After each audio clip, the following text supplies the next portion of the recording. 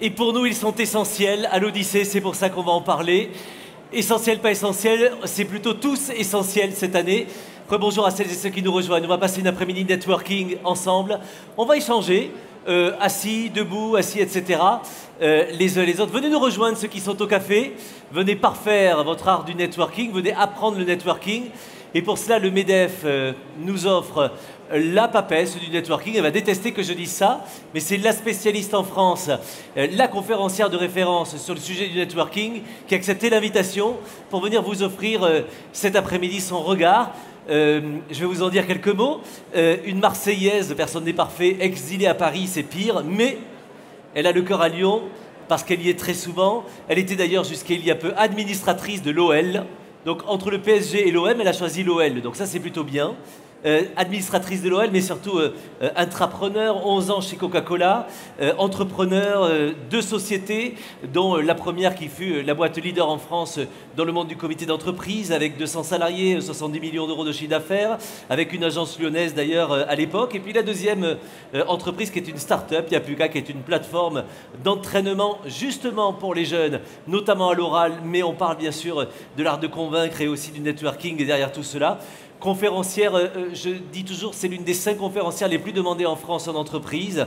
Elle est auteure de 2 livres, Entreprendre un peu beaucoup passionnément, et d'un livre hashtag Ambition, chroniqueuse sur Europe 1. Vous la voyez aussi à la télévision, dans les jurys aussi d'émissions d'entrepreneuriat, dans les jurys sur les émissions de France Télé ou de TF1, et surtout passionnée de réseaux d'entrepreneuriat, de croissance, ancienne vice-présidente de Croissance Plus. Et elle parle, elle, d'ambition et de networking sans tabou, sans langue de bois. Pour elle, ce ne sont pas des gros mots, mais au contraire, des jolies vertus qu'il faut partager. Mesdames et messieurs, elle vient vous offrir ces vertus et nous ouvrir, et vous allez voir, sans tabou, sans langue de bois, pour dépoter tous ensemble. Votre invitée, c'est Sandra Legrand. Applaudissez-la, s'il vous plaît, mesdames et messieurs.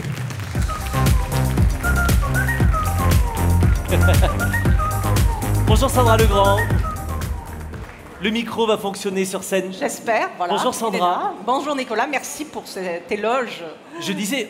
Là, on va se tutoyer parce qu'on va pas faire semblant. Tu connais bien Lyon parce que ton club de foot, c'est celui-là. Enfin, pas pour mes fils, hein. Ils supportent un peu le web. Oui, mais tes fils, on va les gifler là-dessus parce que c'est pas bien. On va échanger beaucoup de choses. Juste une chose, dans ton emploi du temps, tu as accepté l'invitation du MEDEF pour aujourd'hui. Très souvent, quand à l'Élysée, on parle d'entrepreneuriat féminin, tu fais partie de la table du président de la République. Quand dans les entreprises, on a besoin d'intervenants qui disruptent vraiment ces questions-là, tu es présente. Pourquoi avoir accepté l'invitation du MEDEF aujourd'hui à Lyon ? Alors d'abord parce que je trouve ça assez enthousiasmant d'accorder du temps au networking, parce que ça paraît naturel, le networking, ça l'est, mais l'idée c'est d'essayer ensemble de voir comment on peut un peu le structurer pour que ça devienne plus efficace. Donc il va y avoir des temps d'échange, il y a des tables, mais vous verrez après on se met tous debout, c'est le principe. Et puis voilà, je trouve qu'il y a une ambiance extraordinaire, il y a beaucoup de monde, la vie reprend, les entrepreneurs sont là, les entreprises, les chefs d'entreprise, tout l'écosystème. Donc moi j'adore, voilà, je suis dans mon milieu. Et tu avais envie d'être là aussi. Merci beaucoup donc, de cet accueil. Merci à toi d'être avec nous, c'est un honneur.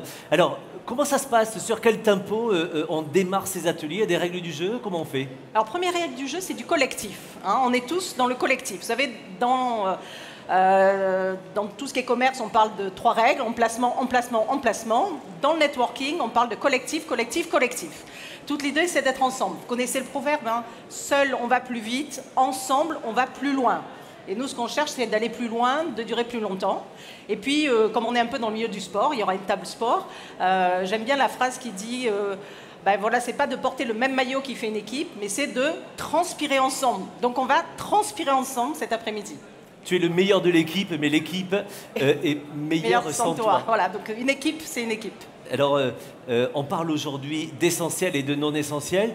De manière binaire, j'imagine, comme n'importe quel journaliste, je te dirais, on fait 2 groupes d'ateliers, les essentiels d'un côté, les non essentiels de l'autre. Et là, tu manques lui. Et là, je fais non, Nicolas. Toute l'idée, c'est que voilà, on est tous essentiels, puisqu'on est tous complémentaires, tous utiles. D'ailleurs, on va utiliser le hashtag tous essentiels. Parce qu'aujourd'hui, c'est ça, la force. Il y a de la culture, il y a de la musique, il y a du sport, il y a du business. Et toute l'idée, c'est d'être complémentaire. Moi, j'ai travaillé 11 ans chez Coca-Cola, comme l'a dit Nicolas. Et effectivement, Coca, on va se comparer à Pepsi, Orangina, au mieux, Evian. Aujourd'hui, Coca se compare ou se benchmark avec L'Oréal, Danone, Free, Accor. Donc tous les écosystèmes aujourd'hui sont transverses Et c'est comme ça qu'on est complémentaires et qu'on peut gagner. Et cet après-midi, on va être en collectif. Comment ça se passe? Est-ce qu'on se mélange? On reste entre financiers d'un côté, commerciaux de l'autre, industriels, services, ou il faut vraiment mélanger? Alors l'idée c'est de se mélanger. Moi je vais vous raconter une petite anecdote. J'ai eu la chance d'être à Stanford pendant quelques temps et on avait dit tiens on va faire des groupes de travail. On mélange énormément. Donc il y avait des directeurs, des assistantes, tout l'écosystème. Et on avait 3 quarts d'heure pour classer l'exercice du crash d'avion qu'on connaît tous. Oui. 24 items, on les classe. Ils nous disent, vous avez 3 quarts d'heure pour le faire. Alors au début, 3 quarts d'heure pour classer 24 items, on va faire ça en 5 minutes, vite fait, bien fait. En fait, c'est une erreur. On avait effectivement 3 quarts d'heure, on les a utilisés. Donc là, utilisez votre temps, argumentez, défendez vos points de vue, parce que c'est ça qui fait qu'on arrive à bien les classer. Et les résultats, en fait, de l'équipe, la moyenne des résultats de l'équipe était toujours supérieure à la moyenne des résultats individuels. Et ce qui veut vraiment dire que c'est important le collectif.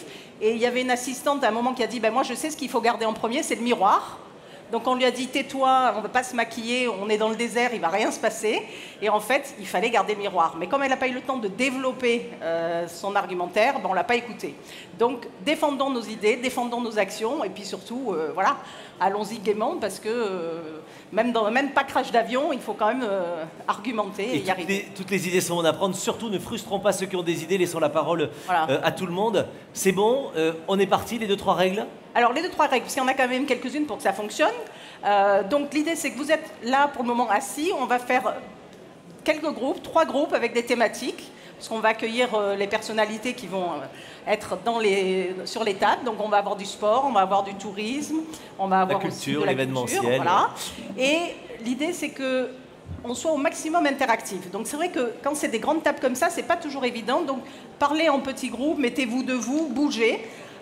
Vous allez avoir des étudiants d'MBA quand même, donc c'est des gens matures qui sont pas qu'étudiants, qui est partenaire, qui sont aussi voilà, l'école IRIG, qui vont être là aussi pour vous aider, vous accompagner, faire que ça fonctionne bien, mettre aussi sur le tableau des engagements. On va utiliser le hashtag tweeter.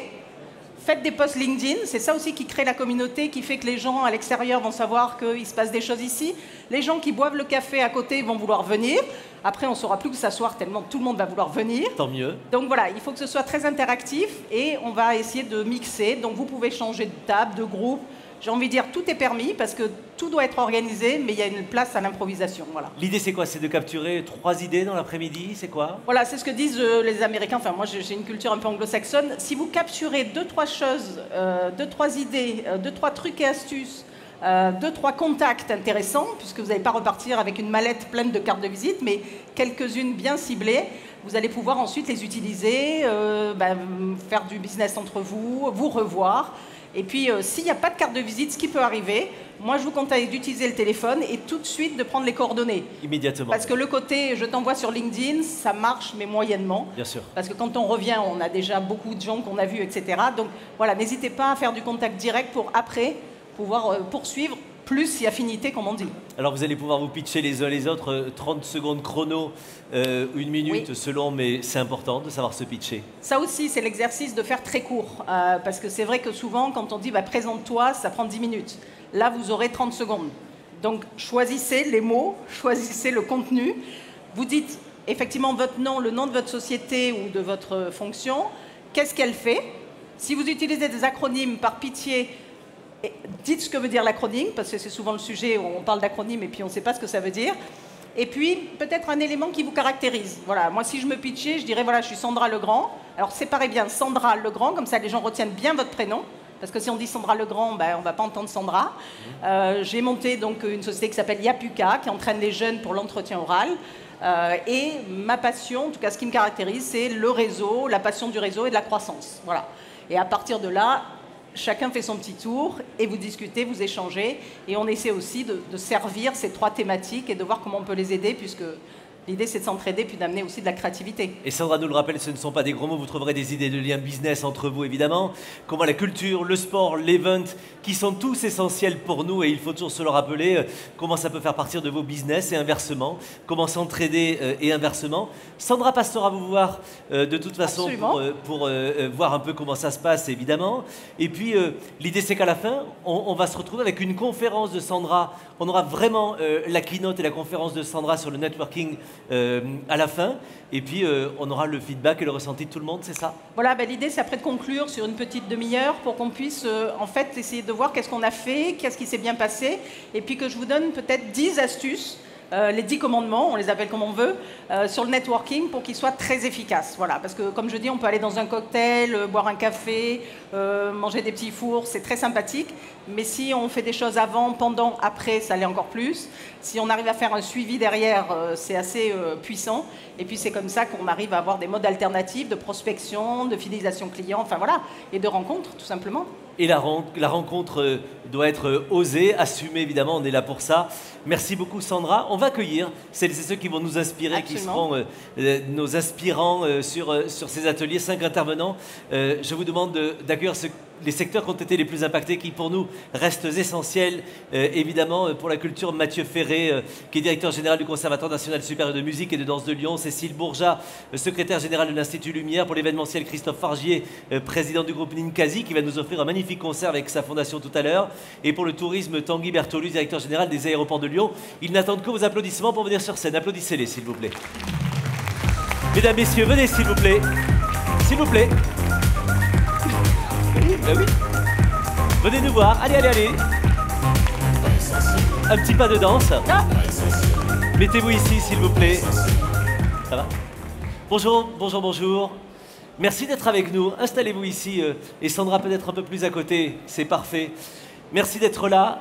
Essentiel, on voulait vous le redire. Le MEDEF a voulu vous mettre aussi au centre et au cœur pour vous rappeler combien vous êtes essentiels pour nous tous, dans nos vies, dans nos villes, dans nos business aussi. Vous avez 1 minute 52 pour me dire chacun. Vous avez plus de temps que tout le monde. Hein. Voilà, votre regard là-dessus. Et puis ensuite, on va attaquer le travail commun ensemble. Christophe Fargier, on va commencer ensemble avec Ninkasi. Ce soir, j'aurai l'occasion de dire, parce que vous avez une fondation juste géniale qui nous offre le concert tout à l'heure. Vous êtes un industriel de renom dans la région lyonnaise. Vous avez participé à la survie de la création artistique grâce à votre lab et le fonds de dotation en soutenant des auteurs, artistes, compositeurs et en le maintenant pendant la crise. Pourquoi, hormis que vous êtes barge, pourquoi? En fait, les artistes, on les accueille tout au long de l'année. On a 1700 événements organisés chaque année. Et avec cette crise, ça s'est arrêté d'un seul coup. On a fait le choix de favoriser l'émergence, c'est-à-dire souvent des jeunes artistes qui n'ont pas le statut d'intermittent. Et pour nous, ça nous a paru évident au moment de la crise qu'ils allaient rester sur le bord de la touche et être en très grande difficulté. Donc on a vraiment réfléchi à ce qu'on pouvait faire. Voilà, on a une salle qui était inoccupée. On a mis cette salle à disposition pour organiser des résidences rémunérées. On a fait des concerts captés et en fait, on s'est rendu compte qu'il y avait toujours un public, même beaucoup plus nombreux que quand on faisait les concerts en présentiel. Et ça a permis pendant toute cette période de faire travailler ces artistes, de les rémunérer. Hein, souvent, on s'est rendu compte que si on les laissait sur le bord du chemin, il y avait une grande probabilité pour qu'ils abandonnent. Et finalement, ils ont cette envie. Donc ça a été une très grande satisfaction de contribuer à ces projets. Alors ça reste très modeste, hein, parce qu'on a soutenu pendant cette période que 24 artistes, et je peux vous assurer qu'il y en a beaucoup plus qui méritaient d'être accompagnés pendant cette période. Ne dites pas que, c'est déjà extraordinaire. Voilà, c'est les langues qui comptent. Bien sûr, et vraiment bravo pour ça. On peut l'applaudir, l'industriel qui se lance là-dedans. Merci vraiment en tant que chef d'entreprise de le faire. Gilles Courtex et peut-être envie d'être chanteur chez vous, on verra s'il passe par le fond pour chanter. Mais je fais le tour et puis Gilles nous dira un mot justement sur les essentiels qui sont à nos côtés. Mathieu Ferré, vous êtes le directeur du Conservatoire national supérieur de musique et de danse de Lyon. On se connaît puisque je suis danseur étoile au Bolchoï, tout le monde le sait. Vous êtes un acteur institutionnel, c'est le 2e conservatoire national supérieur de musique de danse. Une tutelle a priori rigide, lente, ça c'est l'expression que pourrait avoir un journaliste. Comment est-ce que vous avez finalement pu faire preuve d'agilité dans la gestion de l'institution et comment vous avez pu être innovant surtout dans cette période de crise?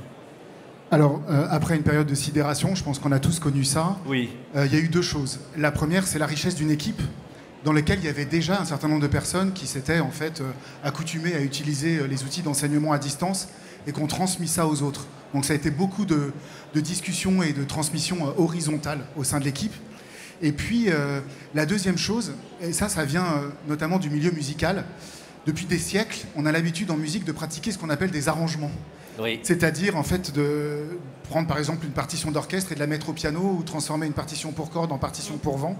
Et donc, on s'est posé la question de ce qui restait essentiel, vraiment, ce qui était nécessaire, qu'il fallait absolument qu'on conserve et comment on pouvait l'adapter avec les outils qui étaient les nôtres, qui étaient donc des outils à distance. Et donc là, il y a eu beaucoup de discussions sur ces sujets-là.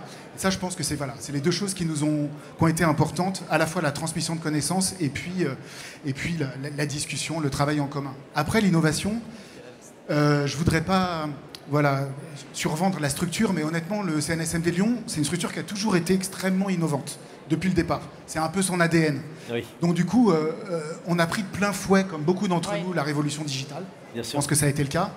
Et ça s'est transmis de façon diverse. La première, c'est que on a changé nos concours d'entrée. On les a fait notamment en vidéo. Et ça nous a amené plein de candidats qui jusqu'à présent n'étaient jamais venus. Génial.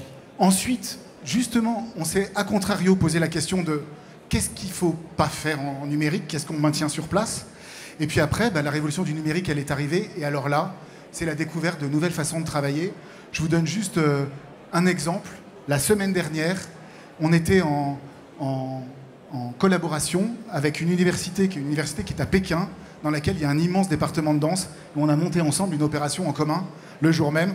Il était 16h à Lyon, il était 22h à Pékin. Excellent. Ça dansait ensemble des 2 côtés des écrans. Et félicitations, vraiment bravo pour ça. Et merci de représenter ce monde-là. Vous pouvez l'applaudir, bien sûr, Mathieu. Tanguy, prenez votre micro, directeur général des aéroports de Lyon. Alors, on sait, cette crise, en fait, d'un point de vue épidémie, semble un tout petit peu derrière nous, sauf que pour vous, évidemment, dans le monde du tourisme, on sait que l'effet domino, il est encore très long derrière. Quelles sont les actions que vous menez pour une relance pérenne dans votre secteur ?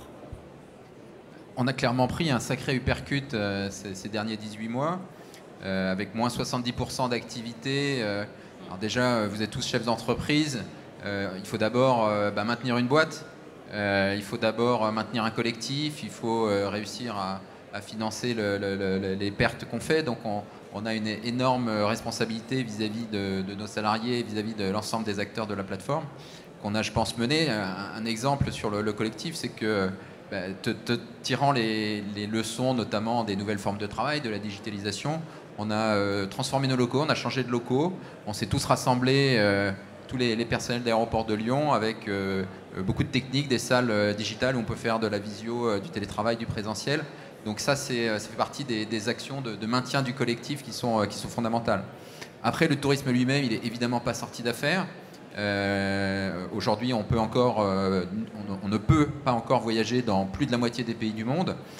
Donc on a besoin d'abord que la crise sanitaire soit derrière nous, que les passes sanitaires qui marchent finalement très bien en France soient généralisées un peu partout dans le monde, que les campagnes de vaccination avancent. Et puis quand la partie sanitaire sera derrière nous, il faut continuer à faire ce qu'on a fait jusqu'à maintenant, c'est-à-dire décarboner. L'enjeu du tourisme, du transport aérien, c'est avant tout la décarbonation. Aéroport de Lyon est en pointe. On a annoncé il y a quelques jours un nouveau partenariat avec Airbus et Air Liquide pour que Aéroport de Lyon soit le site pilote pour tous les aspects de déploiement de l'hydrogène dans les années futures, jusqu'à l'avion à hydrogène en 2030. Et puis continuer à innover, continuer à aller dans une meilleure expérience passager. On a mis en place, même pendant la crise, une expérience de parcours avec reconnaissance faciale, les mains dans les poches. Et ça, c'est ce que nos clients attendent pour recommencer à prendre l'avion. Et 2030, c'est demain, ça, l'avion à hydrogène. Je pensais que ça prenait plus de temps.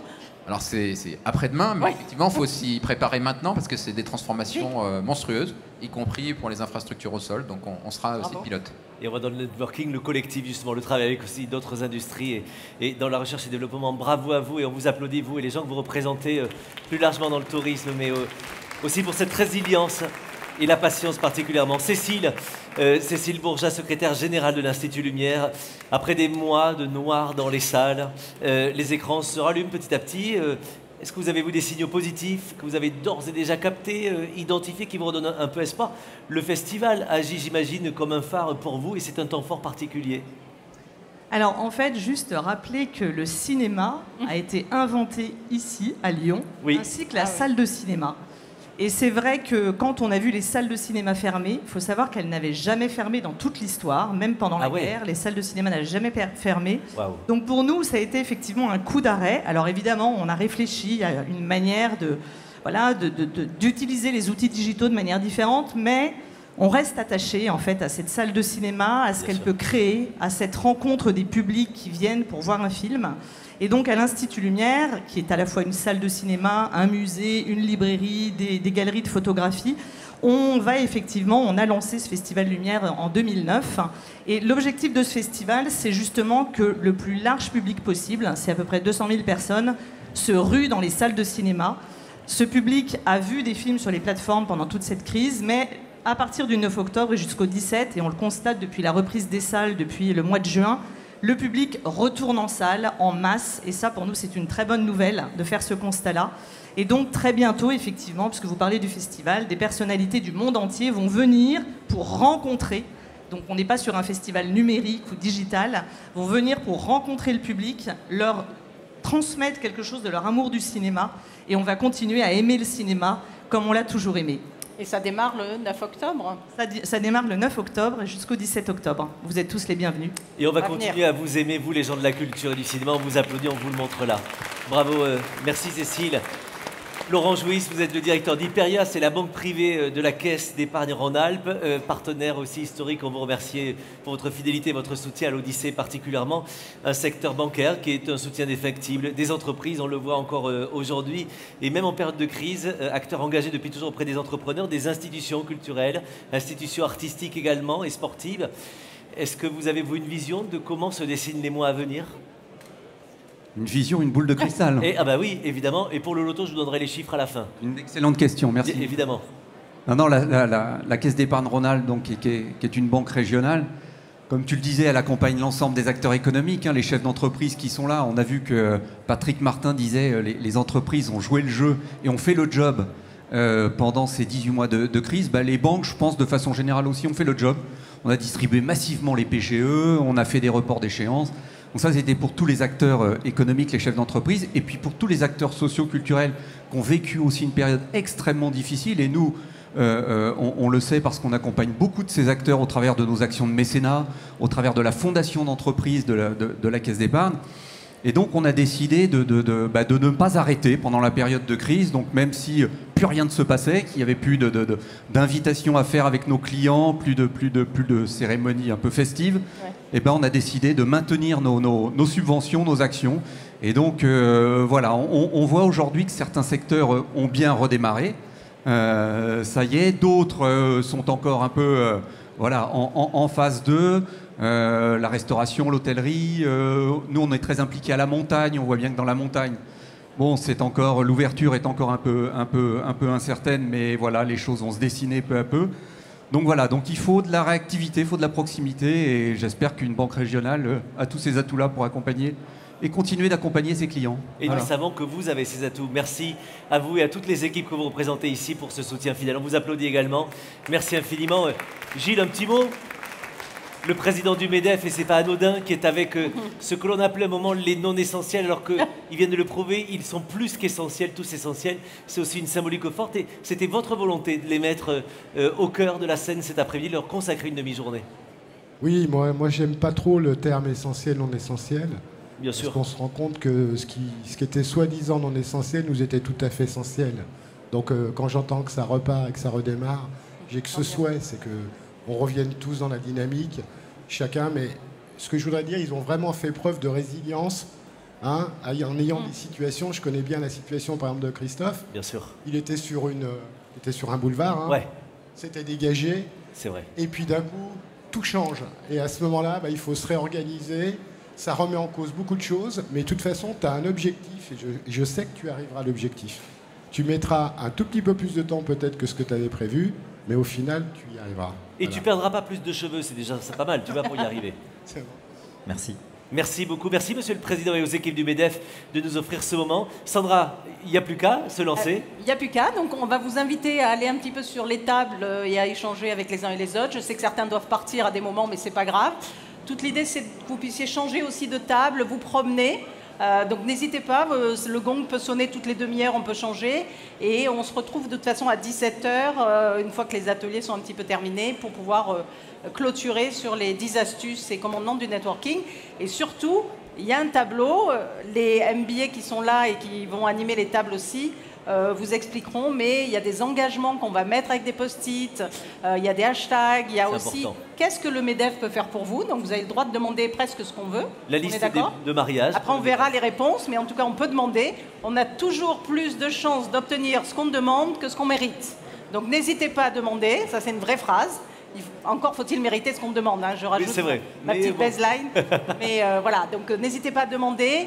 Essayons d'apporter aussi des idées peut-être à ces secteurs qui ont souffert, bien sûr, comme nous tous, mais peut-être un peu plus. Et puis voilà, vive la reprise, vive la relance. Et voilà, les 3 R, quoi.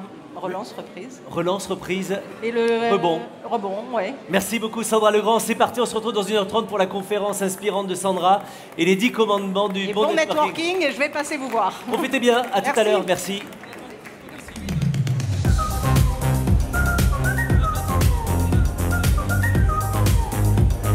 Bravo.